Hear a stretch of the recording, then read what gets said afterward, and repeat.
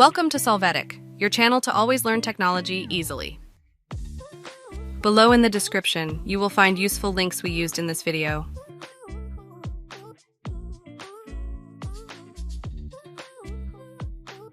Today in Solvetic, we will see how to switch two columns in Excel. Open the Excel document to display the data. Now in the desired cell, enter the equal sign and click on the initial cell. Then enter the division sign and finally click on the cell to divide. Press enter to see the result of the division. You can drag this formula to the other cells to see the results. Hey, remember to subscribe Solvetic channel.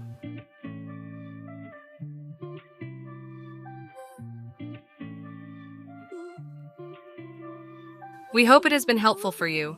Here are links to watch more videos of your interest and subscribe to the Solvetic channel. Thank you.